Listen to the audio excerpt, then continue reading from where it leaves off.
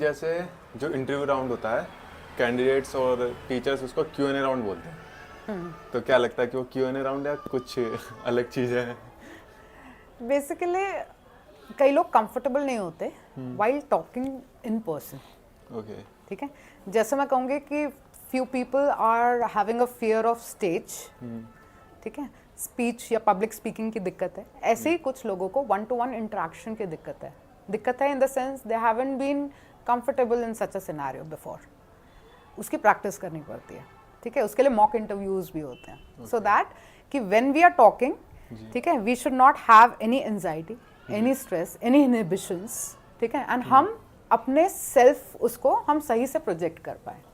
Okay, for that there are techniques to develop the skill. I would say everything is a skill, you need to develop it.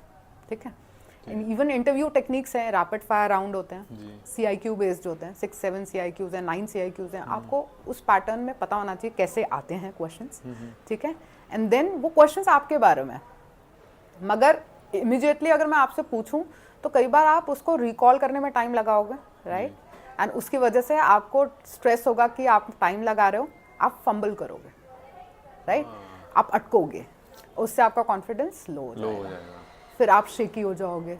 ठीक है, आप cut short करोगे sentences को या repeat करोगे चीज़ों को। ये सारी चीज़ें अवॉइड होती हैं विद प्रैक्टिस। ठीक है, एंड अपनी लाइफ की जर्नी में वापस जाके मैंने क्या बेस्ट किया अपनी लाइफ में। ठीक है, मेरी क्या स्ट्रेंथ रही, पास्ट को देखना है। क्योंकि interview technique is based on this principle. वो पहले आपसे फेमिलियरिटी बनाएंगे, फिर आपकी पास्ट को डिग करेंगे, आपके बिहेवियर को पता करेंगे, आपके बिहेवियर का, आपके जो PIQ फॉर्म है उसके थ्रू भी आपके कैरेक्टर्स को निकालेंगे। दे फील जैसे आपने पास्ट में किया है, जैसे आपका बिहेवियर पास्ट में था, ठीक है, वो ही आप फ्यूचर में भी करोगे, because humans are bound by their behaviour and habits. Understood? मतलब पास्ट वाला जो हमने पास्ट में करा वही फ्यूचर में रिपीट होंगी चीजें। यस, होगा because we are bound by our habits. जैसे if you have a habit of waking up early and exercising, ठीक है, and this has been shown through your PIQ form, right? And even when you are speaking you are telling the same to the interviewer, then he will feel कि yes, इस बंदे को सुबह उठ के exercise करने में कोई दिक्कत नहीं होगी आगे भी। Whereas you show कि भाई आपने ना तो एक्सरसाइज करी, ठीक है, ना आप अर्ली मॉर्निंग में उठते हो, ठीक है, आपका बहुत लेट बैक पोटैटो काउच की तरह आप बैठे रहते हो, तो आप फ्यूचर में भी ऐसे ही रहोगे। बहुत चमत्कार नहीं होने वाला चेंज करने के लिए। और अगर हुआ है चमत्कार, then you have to show and prove him through your PIQ achievements. जैसे maybe if a person is going to SSB in after completing his graduation, और maybe he is a technical entry, BTech वगैरह करके गया है बंदा, ठीक है, till 12th he was only academically oriented, अच्छा पढ़ने में था, but there was zero performance in his extra curricular activities और else his you can say sports and games. That corner is having a void. Now on the second half he realized after 12 that he is supposed to work on his own personality.